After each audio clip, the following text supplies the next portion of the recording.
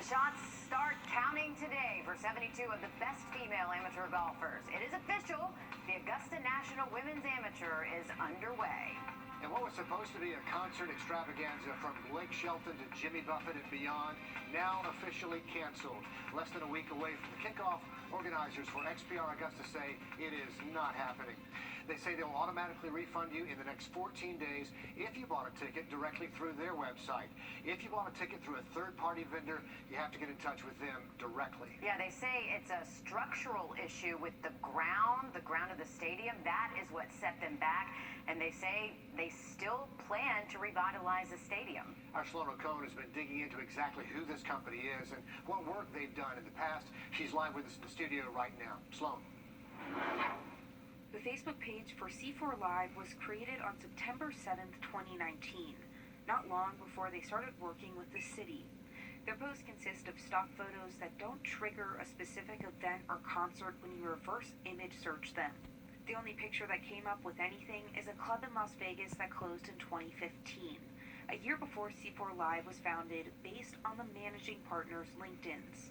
The rest of the posts are promoting big-name concerts like Harry Styles, but they aren't the company in charge of, or their Tuesday tunes where they share their favorite songs of the week, but nothing showing their own past events.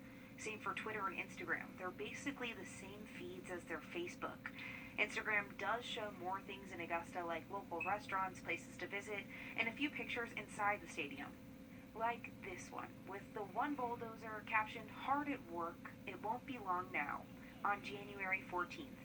The singular bulldozer who was supposed to turn this to this. And if you look at C4's website, they have their work listed. Now, you'll only see 5 logos with Esports, Hyundai, Hard Rock, SLS, and AT&T. The only other thing they have there is their upcoming events, XPR Augusta, XPR Seoul, which we know now are obviously canceled. We also, if you look at their website, I have reached out to just about all of the men on their team here to ask them directly what their previous work consists of, but I have not heard anything back. But coming up tonight on News 12 at 6 o'clock, I'm still digging deeper into who this company is and what our local nonprofits experience has been with them. Okay, a shame about the concert. We certainly hope that the work does continue at Lake Olmsted. Sloan, thanks so much. The Augusta National Women's Amateur officially teeing off today. We're going to check on the action there, but first alert, Chief Meteorologist. State forecast in just about 10 minutes. Well, today was a beautiful day on the golf course. It is that time again. The Augusta National Women's Amateur teed off this morning. Sports Director Nick Proto is here with a look at the first round action. Well, like you said, Richard, it was a beautiful day to play some golf over at Champions Retreat. 72 women from around the world are here in Augusta competing this week, and what a field we have got. There are 21 returning players from last year's event, including Amelia Migliaccio, who finished second after a playoff. The field includes 18 of the top 20 players in the world. The early tee times had a bit of an advantage weather-wise as the wind picked up later in the day. Experience paying off early. Second-timer Benedetta Moresco tied for the lead after round 1.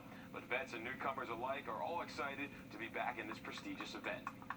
Very pleased, very excited to be here. Honestly, had so much fun out there and really no complaints. It was a good day. I think I'm a little bit more confident this year than last year. Seen the course before. I hit the ball a little further, so I actually had a little shorter clubs in this year than I had last year. Here's a look at the leaderboard after round 1. Ingrid Lindblad, who you just heard from there, has to be considered one of the favorites, currently sitting in a tie for 3rd. She had a good shot to win last year before struggling in the final round. Right now, she and everyone else are chasing Moresco and 16-year-old Anna Davis. Well, some women didn't have to go too far to get to the tournament. South Carolina, Georgia, Clemson, all represented this year. We'll check in with how they're doing coming up on News 12 at 6 o'clock. It is a great field. We're glad they're here. We're continuing coverage of Augusta's Azalea Park Apartments and the complaints filed against that complex. The I-Team uncovered 206 code violations in just the last 3 years. And today, the owners were back in front of Augusta commissioners. They say plumbing fixes are underway. They've contracted a company to complete those repairs. Augusta Planning and Development still concerned about them not prioritizing those 38 units with the violations from the city. They say the owners have to address the code enforcement violations within 34 days. Commissioners voting to come back in 30 days with another update specifically on those 38 units. There is a new building building coming to downtown North Augusta. Developers and city leaders announced a mixed-use building is in the works to bring more office space, stores, and restaurants to Georgia Avenue. The plan is to revitalize the area where the old skating rink was across the street from the municipal building. Because the building is historic in nature, we plan to participate in some of the historic structure plans that the state of South Carolina has, so that will take some time. Brandon says the plan is for this to be the first of at least 3 new buildings. The others are expected to be on the corner of Georgia Avenue and Center Street and towards Bluff Avenue, and then another on West Avenue. Well, if you're looking for a place to get some fresh food, you can check out the Laney Walker Farmers Market coming up. It's starting back up Friday from 4:30 until 7 in the evening. All sorts of farmers and vendors with a variety of food options. You can also get your blood pressure screened for free. And they'll double those SNAP benefits, which means you get $2 in market tokens for every $1 you spend. The market at 850 Laney Walker Boulevard on the first Friday of every month. Still ahead, there's no age limit to lending a helping hand. Up next, we'll tell you about a Georgia pastor in his 70s who flew halfway around the world to help families fleeing Ukraine. Riley? And we do have the chance for some strong thunder. First at 5, a group of students driving 4 hours to share their voices with local lawmakers, state lawmakers in Atlanta, only to be told there's not enough time. That's just after the break. Signs everywhere that Augusta is back to normal, but a lot has changed over the last 2 years. We got to move out from Pastor's Week. What are we going to do for that week? Could a new court ruling change the way motels force people out? Thursday on News 12 at 6 o'clock. A group of high school students drove more than... They recovered hundreds of millions for injured clients. Call me right now. A group of high school students drove more than 4 hours from Savannah to Atlanta to talk with state lawmakers. Their goal to speak out against a bill that would stop some teachings about race and racism in Georgia schools. But as Haley Mason reports, instead of being able to speak out about that bill, the students were told there was no time in the meeting for their comments. To all the students here, Georgia will remember you for this. That's the voice of a local student in a heated exchange with Georgia senators. He was with a group of more than a dozen students who had driven from Savannah to speak out against a divisive concepts bill in a committee hearing. The group was told no. Georgia students will remember you. Do you understand that? Excuse me. We are having a meeting. I don't care. This is the second time you've done this to me. The students had signed up to testify against House Bill 1084. It would ban, quote, divisive concepts from being taught in Georgia schools, including any lessons that Georgia or the United States are racist. We don't want to encourage children to be pitted against each other. We signed up well in advance. There were 12 people that wanted to oppose it. Instead, the students were asked to stand to be acknowledged and told there was not time for them to speak. We don't have time to do that. We're going to have to move on. I'm letting you have your be recognized. That's what we're doing now. I need you to keep order. Leroy Spann from Savannah was on the front row on the far left. Because they always, representatives and senators say, we want the kids' perspective. So kids came down and they denied our perspective. He and his peers came back to the Capitol today to speak about the bill that they say places limits on what history they can learn in school. The HB 1084 bill silences the voices of the students you claim to be protecting. How long has it been since any one of you have been inside a high school history class? Because for me, it was last Friday. Reading through what is considered a divisive concept, it occurred to me how absolutely absurd these supposed concepts were. In school, we're supposed to be taught about critical thinking in all aspects. You know, like if you read something and you don't like it, it doesn't mean that you can't learn about it. You should learn about things that you feel comfortable and uncomfortable with. Savannah to Atlanta is a long haul. The chairman's office did not respond to a request for further comment about why those students were not allowed to speak. The bill did pass the Georgia Senate earlier this month. It's now making its way through the state house. We will keep tracking it for you. Just into our newsroom, a clarification, a community resource fair scheduled for tomorrow has actually been moved to Friday. They're making this switch because of possible storms that we mentioned that are rolling in tomorrow. They're still going to be open from 10 until 2 on Gordon Highway. The goal is to connect those in need with various programs and giveaways and job placement information. Coming up next week, USC Aiken is hosting an event to talk about the graphic novel Mayus after a school board in Tennessee banned the book earlier this year. They're going to talk about the book, the overall context, and the ban itself. Professors will lead a discussion, and you can ask questions. If you want to check it out, it's on April 5th from 3 to 4:30. Take a minute to think about all the things things you have stored on your computer. I mean, all the things, all the pictures, all the videos. If something happens, all of that could be gone forever. Jamie Tucker explains why and how you should back up what you own. The chance of losing everything on your computer is not enormous, but it does happen. And there's a difference between backing up a computer and saving copies of all of your files. Backing up a computer means everything on the computer, including the programs, saved somewhere, and if something happens, you can restore it onto a new computer and everything's going to work fine. Whereas if you just save copies of each file, those are the only things you're going to get back. But the easiest option is a backup service like Carbonite, an annual subscription of about $100 a year. And as you add photos and files, they're backed up automatically in the background to the cloud. For saving copies of the data, Dropbox, Windows, Amazon, and Google offer free storage plans, but you may have to pay monthly for enough storage. Another option is to buy a portable hard drive and save the files yourself. Some external drives back up files in the background and overnight. Losing your hard drive can happen because you accidentally delete the files, or the computer gets damaged, or the hard drive crashes. You can pay a tech to try and recover them, but it doesn't always work. Ransomware is another culprit. A cybercriminal installs a program on your computer that encrypts all the files until you pay a ransom. If you choose to back up to a portable hard drive you own, now this is important, malware will encrypt all of the hard drives. So once you back everything up to a hard drive, unplug it from the computer and store it somewhere safe. Is this an overreaction? I don't think so, and you won't either if something ever happens to your computer. That's What the Tech. I'm Jamie Tucker.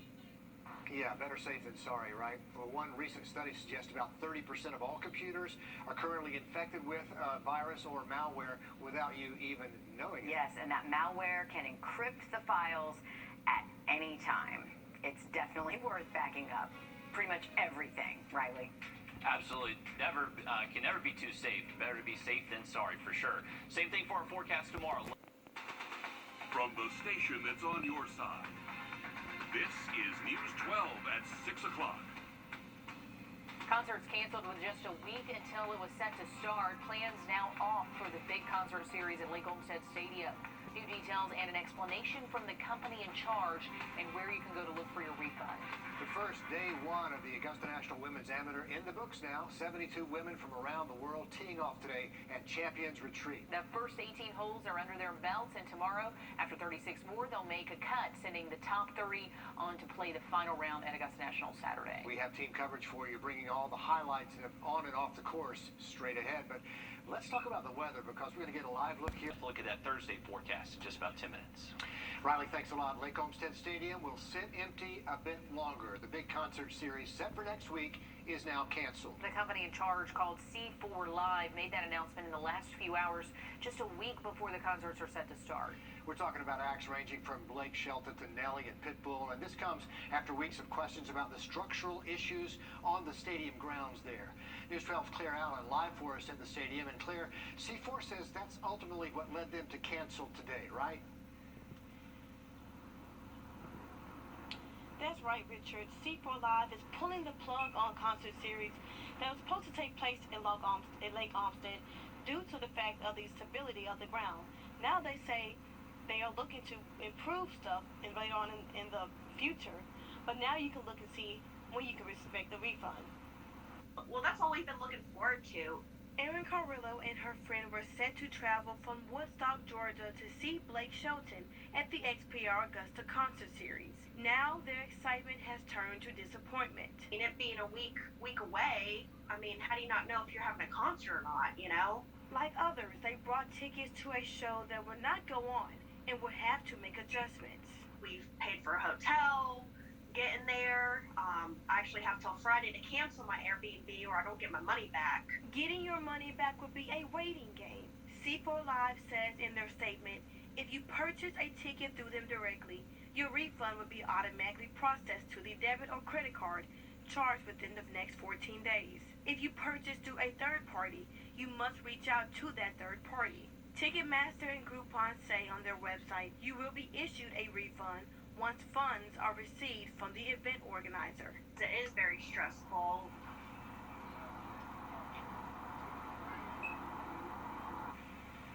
C4 Live also mentioned in their statement you do not need to contact them or their sponsors at the City of Augusta to receive a full refund. They say renovations will continue on Lake Olmsted for more events in the future. I know a lot of frustrated people out there tonight, not the news they were hoping for, Claire. Thank you. We do know there are still several unanswered questions, a lot of frustrations for ticket holders tonight, making sure they're able to get those refunds. Right. We've reached out to several of the event organizers with little to no response. So we started looking into the company in charge of all this. News 12 Sloan O'Connor live in the studio with what she found. I've looked through all of their social media accounts, websites, employees' LinkedIn's, reverse image search photos from their posts on previous events. Since the announcement, XPR Augusta's website has already taken down everything and only put up the cancellation statement. Work listed on the C4 Live website, 5 logos from EA Sports, Hyundai, Hard Rock, SLS, and AT&T. Under upcoming projects, the now canceled XPR Augusta events. Their Facebook page was created on September 7th, 2019, not long before they started working with the city. Posts consist of photos that don't show their events or functions when you reverse image search them. The only picture that came up with anything, a club in Las Vegas that closed in 2015. That was a year before the company was founded based on the managing partner's LinkedIn page. The rest of the posts are promoting big-name concerts like Harry Styles, which they aren't in charge of. Once again, no past events. On Instagram, on January 14th, the single bulldozer who was supposed to turn this to this. We found their addresses listed in North Carolina, Las Vegas, and Augusta. We stopped by the local one in the Development Authority where they say a managing partner works when he's in town. North Carolina, found on the XPR Augusta page, when you Google it, takes you to an eTix website. The Las Vegas address where the company says it's based out of comes up as somewhere you can rent a business space. According to their LinkedIn, the managing partners have worked there since 2016. And I reached out to just about every single one of these men listed here on their website and asked them explicitly about what their prior work has been, and I haven't heard anything back. I also checked in with our local nonprofits like Golden Harvest, Savannah Riverkeeper, and Jesse Norman, who XPR initially reached out to partner with, and they said aside from the original announcement, they hadn't heard anything else either. Okay, keep tracking that for us, Sloan. Thanks for the update. New at 6 o'clock, the request for an in-depth audit of all city departments fails in Augusta Commission. District 3 and 10 commissioners, Catherine Smith-McKnight, John Clark, made that request for the audit, and they are the only two to vote yes for the motion. It fails 2-8. Two other commissioners, District 7, Sean Franham, and District 8's Brandon Garrett, did join McKnight to vote yes to an amended motion for an audit of just the mayor's office, and that failed 3-8. Inspiring young women's love for the game of golf. That's what the Augusta National Women's Amateur is all about. And it is only the third year of the tournament, but as our Will Rio shows us, it's already changing the game for generations to come. Well, round one is in the scorecard here at Champions Retreat for the first day of the Augusta National Women's Amateur. Now, we've seen patrons come from thousands of miles away right here to Champions Retreat Golf Course.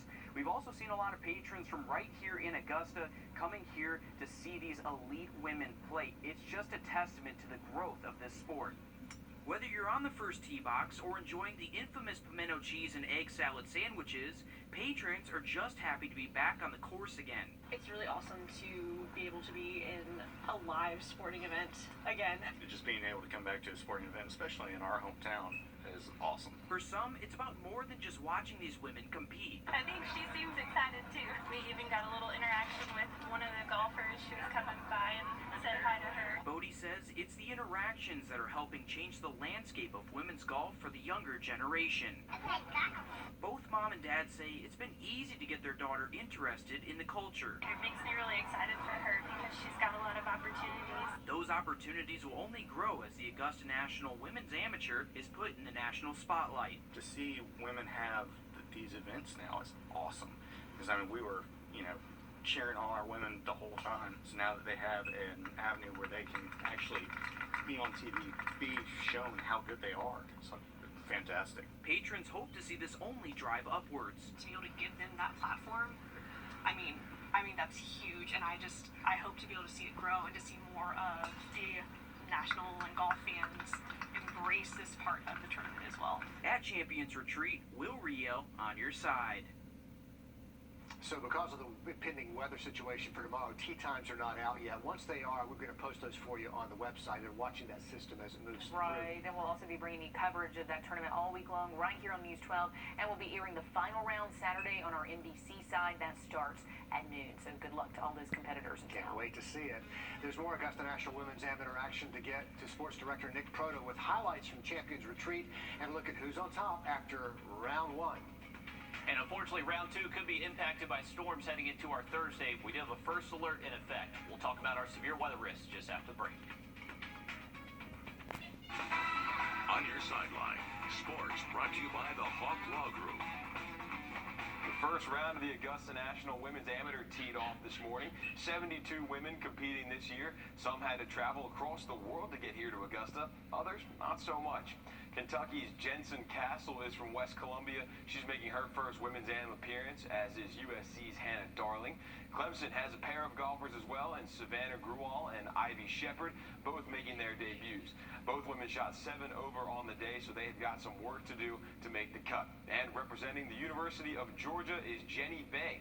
Bay is from outside of Atlanta and now plays for the Dogs. She shot a 4 over 76 on the day, good for a tie for 39th. I'm very honored to represent my school, but also the state. I've played really well competitively when it comes to playing for the GSGA Association, and hopefully I can bring that mood and all that good scores here. So here is a look now at the leaderboard. Everyone chasing Benedetta Moresco and Anna Davis right now. The top 30 make the cut, so Darling's in a good spot. Bay is right there on the cut line, and Gruwall and Shepard have got some work to do. Hopefully the rain isn't too bad and everything goes smoothly tomorrow. In other news, a rivalry renewed on the diamond tonight. AU and USC Aiken were set to play tomorrow at SRP Park, but weather moved the game a day up until tonight. It hasn't been a great season for either club. Both teams under 500 on the year, but this is their first meeting of the season, so you know they would both like to knock off the other. First pitch for this one is in about 20 minutes. The Gamecocks cleaned up National Women's Basketball Awards. Dawn Staley won Coach of the Year for the second time in 3 years. Aaliyah Boston won both Naismith Player of the Year and Defensive Player of the Year. The Gamecocks continue their national championship quest Friday against Louisville. Finally this evening, congratulations to Evans senior Javon Bradford. Bradford signed his national letter of intent yesterday to run track at Lander University. Still ahead, the city of North Augusta turns the page. This historic site just sold. What city leaders have planned for its future?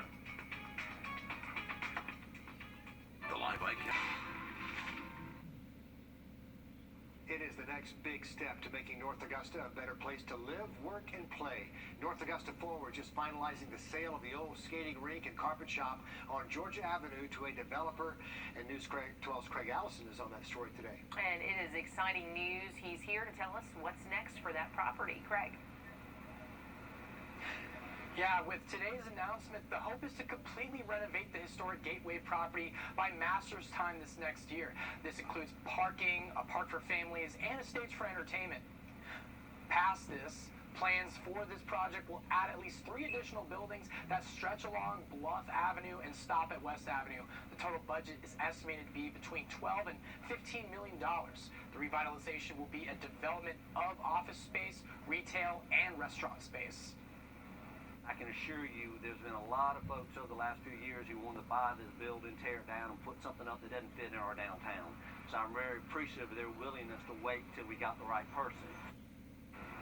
North Augusta's timeline with Palmetto Peach Development started back 6 weeks ago when they initially submitted these plans. There are also plans to couple this with plans to connect the Greenway to downtown North Augusta. Looks good, Craig, and you say they have to have it, at least part of it open by Masters Week next year. Can't wait to see the progress over there. The owners of the Azalea Park Apartments are back in the hot seat. Just in the last few hours, the owners went before Richmond County Commissioners for a 3rd time with plans to move the complex in the right direction. It's the same complex our I-team found more than 200 code enforcement violations racked up in less than 3 years. Today, the owners say plumbing repairs are underway and they've contracted with another company to complete some other repairs. Commissioners asked the owners to return in 30 days again with another update. Party Augusta back for this year's Masters Week. This year, that tradition will be in South Augusta and not downtown. Plus, new this year, it'll be a two-day event series, and it's all free to check out. The event will be April the 6th, and then again on the 8th on Windsor Spring Road. I believe it's a plaza out there. You can catch performances from 5 until 9. Food trucks, a dance party, all part of that big plan to party. It's been nearly 6 months since the Partridge Inn closed its doors for renovations, and now they're unveiling those brand new changes just in time for the tournament. There's a fresh coat of paint, new guest rooms and suites, reimagined restaurants. We spoke with the general manager about what it's like to transform this Augusta landmark. We wanted to make sure that we didn't destroy the historical aspects and just really modernize it, but also preserve the beauty and the architecture and everything that everyone loves about the Partridge, but still have the modern conveniences that our guests are used to. White says you can look forward to live entertainment every Friday and Saturday. Just in tonight, day 2 of Project Life's Resource Fair is rescheduled because of showers in the forecast, possibly some storms tomorrow. They're pushing that back to Friday. This is some video of the fair today. They'll be offering free food, free clothing, haircuts. They'll also have job, financial, and family resources. Again, day 2 pushed back to Friday, and this is at Project Life off Gordon Highway from 10 to 2. And remember, we are expecting some stormy weather to start